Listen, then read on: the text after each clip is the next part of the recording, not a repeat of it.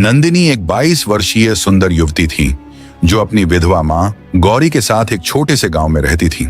पिता के गुजर जाने के बाद मां बेटी का जीवन संघर्षों से भरा हुआ था। नंदिनी की मां मेहनत मजदूरी करके घर चलाती थी, जबकि नंदिनी घर के काम संभालती थी। नंदिनी अब जवान हो चुकी थी। उसकी रूप रंग अद्भुत थी, गहरी काली आंखें, लहराते बाल और कोमल त्वचा। लेकिन उसके भीतर एक अनजानी आग जल रही थी जिसे वह खुद भी समझ नहीं पा रही थी। एक दिन गांव में एक युवा साधु महेश्वर का आगमन हुआ।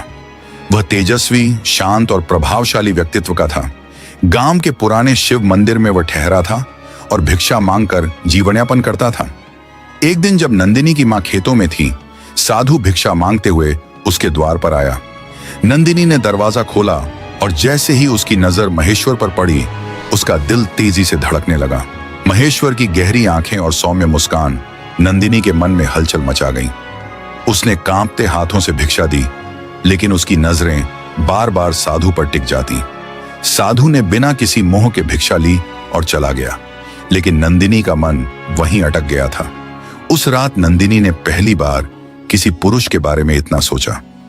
उसका दिल बेचैन था और उसका शरीर अजीब सी हलचल महसूस कर रहा था। उसके अंदर एक अलग ही प्रेम की ज्वाला भड़कने लगी। अगले दिन नंदिनी ने बहाना बनाया कि वह बीमार है और खेतों पर नहीं जा सकती। मां चली गई और नंदिनी मंदिर पहुंच गई। वहां उसने महेश्वर को पूजा करते हुए देखा। वह बस दूर खड़ी उसे देखती रही। धीरे धीरे वह हर दिन मंदिर जाने लगी। कभी वह फूल चढ़ाने के बहाने जाती तो कभी जल चढ़ाने। साधु से उसकी मुलाकातें बढ़ने लगी। महेश्वर भी महसूस करने लगा कि यह लड़की उसे बार बार देखने आती है, लेकिन उसने ध्यान नहीं दिया। रातों में नंदिनी के सपनों में महेश्वर आने लगा। वह सपने में देखती कि महेश्वर उसके करीब आ रहा है। उसकी सांसें उसकी गर्दन को छू रही हैं और उसके आत्मा को संतुष्ट कर रहा है। उसकी कल्पनाएं उसे और बेचैन कर रही थीं। एक दिन वह मंदिर में अकेली थी।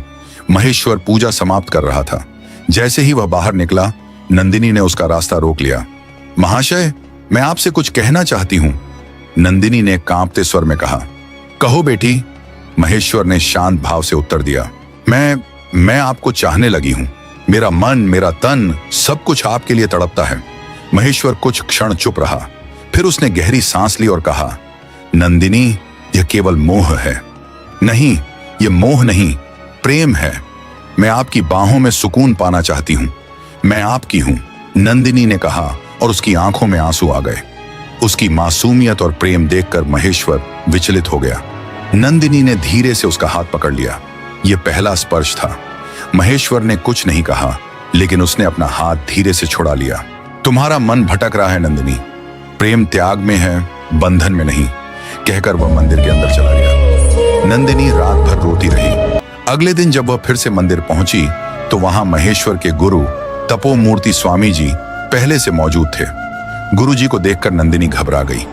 उन्हें सब कुछ पहले से पता था। बेटी, तुम्हारी आयु को दोष नहीं दिया जा सकता, लेकिन तुम्हारा मार्ग गलत है। मोह में बंधना सुख नहीं, दुख लाएगा। तुम्हारा विवाह ही इस समस्या का हल है। गुरुजी की बातों ने नंदिनी की मां गौरी की आंखें खोल दी। कुछ ही दिनों में नंदिनी का विवाह एक अच्छे युवक से करवा दिया गया। महेश्वर और उसके गुरु ने गांव छोड़ दिया और अपनी साधना के लिए आगे बढ़ गए। नंदिनी अब अपने नए जीवन में खुश थी। यह कहानी हमें यह सिखाती है कि मोह और प्रेम में बहुत अंतर है। सच्चा प्रेम वही है जो आत्मा को शांति और उन्नति की ओर ले जाए। इच्छाओं को नियंत्रित रखना ही असली तपस्या है। सच्चा प्रेम आत्मा को मुक्त करता है, बंधन में नहीं डालता। अब समय हो गया है आपसे इजाजत लेने का। आशा करता हूं कि आपसे अगली वीडियो में जरूर मुलाकात होगी। जय श्री कृष्ण, राधे राधे।